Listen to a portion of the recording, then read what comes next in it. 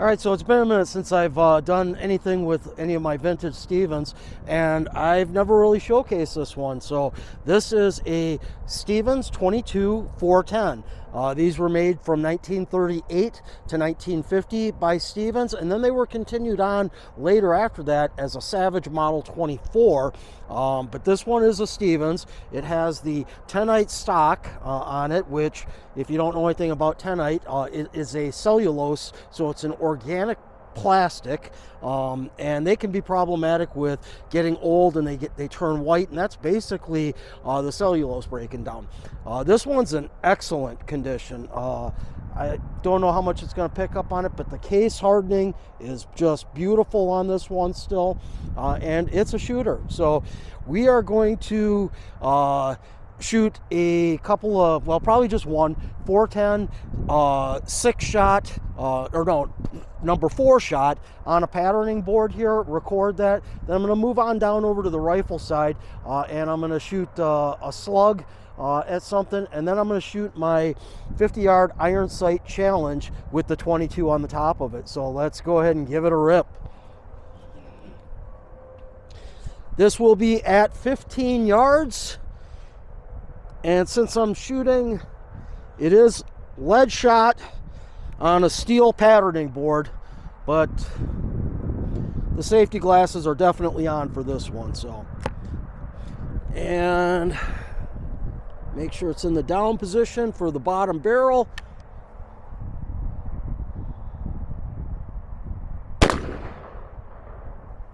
And there it is. So let's go ahead and move on over to the rifle range side of it, shoot a slug, and then let's shoot some 22s out of it. All right, so we're over here at the 25 yard, and we're going to shoot a slug at the zombie gopher. Put some meat on the table.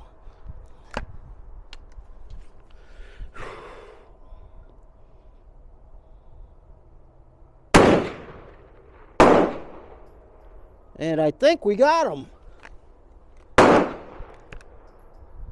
Yeah, I think we clipped his shoulder, but we'll shoot another one just to make sure.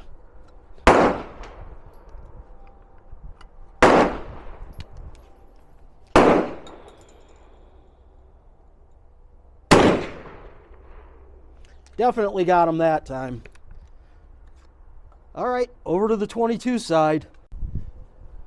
All right, so now we're sitting over here at the bench at the 50-yard line, and I'm going to shoot CCI standard velocity again. All of these Stevens iron sight challenge targets, this is the ammo I'm going to on all of them.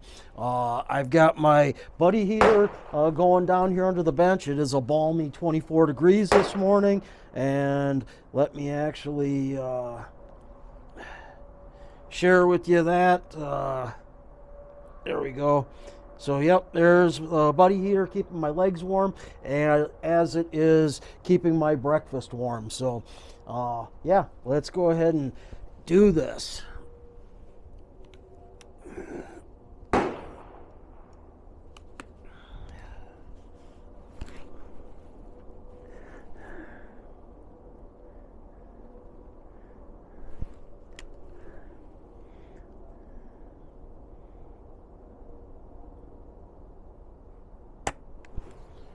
Oh, got to put it back up on the, flip the switch up so it engages the firing pin on the top barrel.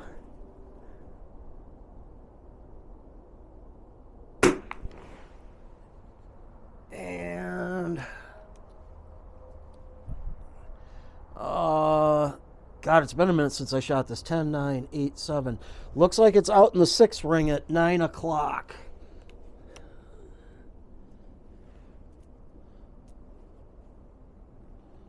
So I will hold left edge.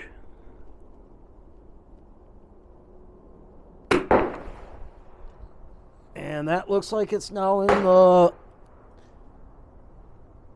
8 or maybe the 9 ring up at 1 o'clock. So that's the hold we'll keep.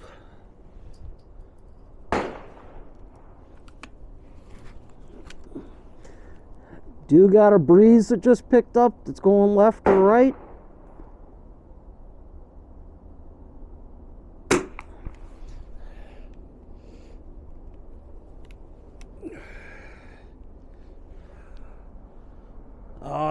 looks like it's out there in that 6 ring at 2 o'clock again.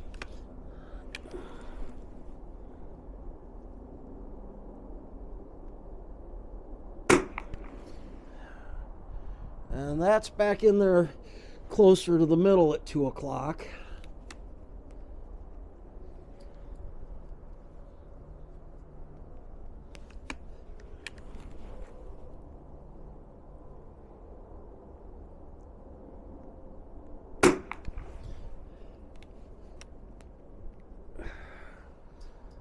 And that's might even be a 10 down at 7 o'clock.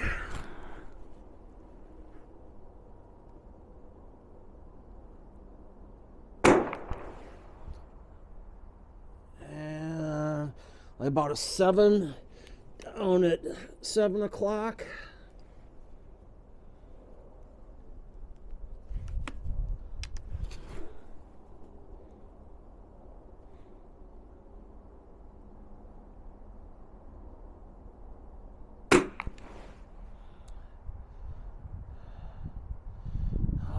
I think that's in about that same area.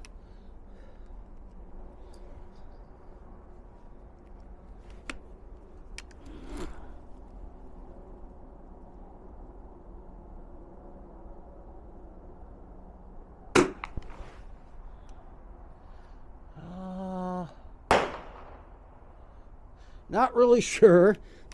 And I'm tired of putting the glasses on and taking them off because they're sitting down here and they're cold and I'm going to breathe and they're going to just fog over. So we're just going to shoot these.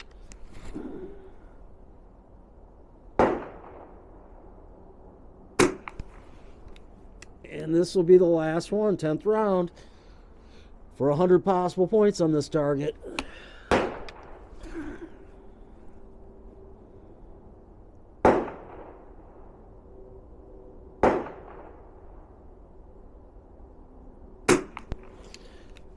All right, well, that's in the books. Let's actually kind of talk a little bit more about the 22-410. Another neat thing about it is I already mentioned, that Stevens made them from 38 to 50, and Savage Arms is the Model 24 from, I believe, 50 to 64, if I'm not mistaken. But between 47 and 51, you could find these made by both manufacturers for a short period that have U.S. Air Force or USAF stamped down here, and that's a really rare gun if you come across one of those. The problem is there's a lot of them that have been faked. But they were meant to be a survival rifle, shotgun combination for B-29 crews. And it just makes absolute sense. It's not that big. The ammunition, you can carry a ton of, for the amount of weight that you've got, if you're carrying an M1 Garand still at that point, or a 30 carbine or something, the weight in 100 rounds of ammunition, you could carry 500 rounds of 22 and a bunch of 410 shotgun shells, and you can put meat in the pot essentially. So that was the purpose of that. And I always wanted one of these as a kid. I was envious of two friends of mine, Chris Martin, who's no longer with us, that had one, and Don Morley, who had one, and I was just envious of them because all I had was a single shot 22, and I thought this was the coolest thing in the world. But anyway, there it is. If you enjoyed it and you like this kind of content, make a comment down below. I enjoy sharing the vintage stuff with you. It had been a minute since I did something with the vintage guns, getting too wrapped up in the modern stuff, but yeah, there it is. As always, y'all have a great day, and we'll see you at the range.